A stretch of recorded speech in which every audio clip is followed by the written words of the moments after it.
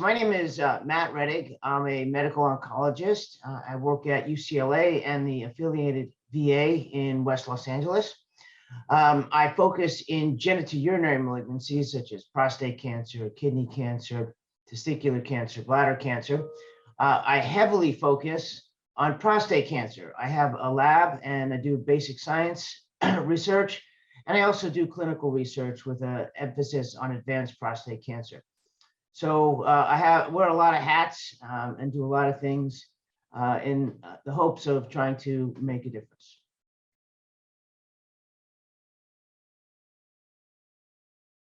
So precision medicine essentially is identifying specific features of an individual's cancer and using that information to improve management. And that could be diagnostics, prognostics, or therapeutics. Often we think about precision medicine as using the right drug for the right patient.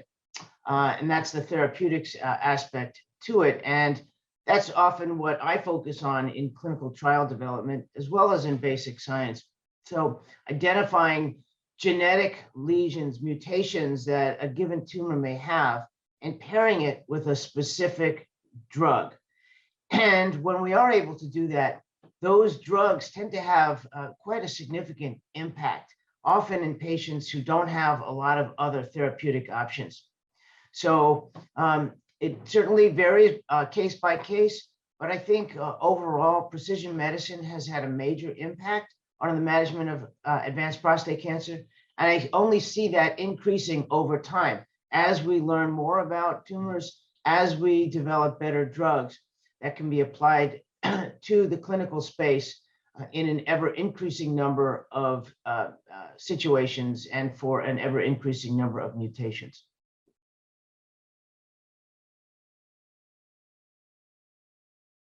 So sometimes the challenges remain, it can include access to the testing. So not all patients will have access to them, and not all physicians are aware of them and their potential. I can tell you that I see that quite often, that genetic sequencing that has become more and more the standard of care for advanced prostate cancer is not always done. But I also see that it is being done more and more frequently in the community, and that's very encouraging. Other factors that remain a challenge is just how to interpret the data. How do you interpret results when sequencing comes back? There are a lot of features to interpreting a sequencing result, and it's not that straightforward. So it needs some expertise and experience, and that is not always readily available. So that's another major challenge.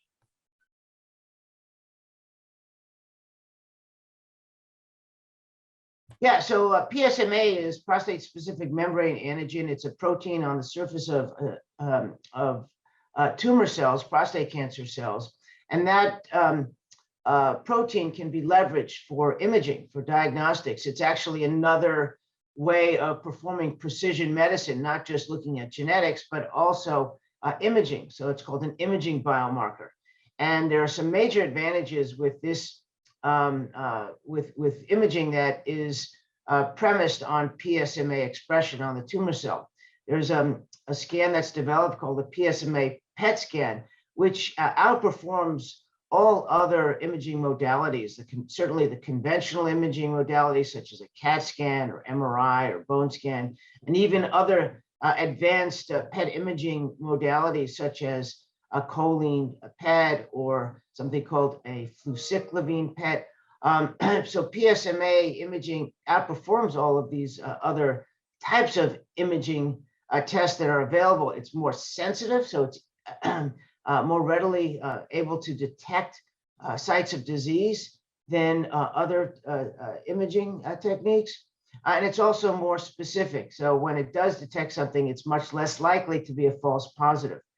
So when we have PSMA imaging at the outset, upon initial staging, we know that it outperforms other imaging modalities, and it will upstage patients in about 30% of the cases.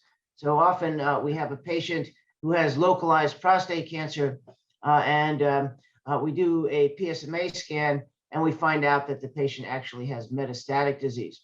The reverse is also potentially true, where conventional imaging may show metastatic disease, yet the clinical scenario is inconsistent with metastatic disease. And when we do a PSMA scan, we often find that the patient does not indeed have metastatic disease.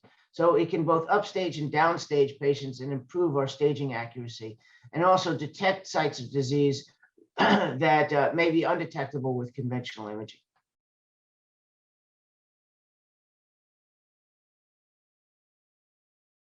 Yeah, so I think we're seeing those coming to fruition. I think we have diagnostics as well as therapeutics. In the diagnostic world, we're seeing PSMA-based imaging, but other imaging approaches are in the pipeline. There's imaging that can be used to detect the immune cells and specific immune cell types that can be informative and help direct therapy. And in terms of therapeutics, I think of them in broadly in three categories for prostate cancer. One would be immune-based therapies. As we learn more and more about how prostate cancers evade the immune system, we're able to overcome those resistance mechanisms and design immune therapies that may have a greater potential to have efficacy. A second category relates to hormone therapy. Of course, hormone therapy remains the backbone of treatment of advanced prostate cancer. And when I talk about hormone therapy, we're talking about therapies that inhibit the production or action of male hormones or androgens.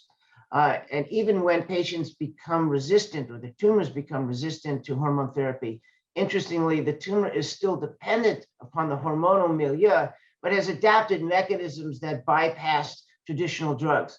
So I think the second category of drugs that will be coming hopefully in the near future are drugs that more effectively target the hormonal milieu and specifically inhibit the male hormone receptor more effectively.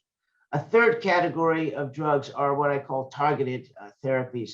So where we have a specific mutation, let's say a hyperactivated oncoprotein, something that's driving the growth of the tumor cell, then we have drugs that can be developed that inhibit that specific protein.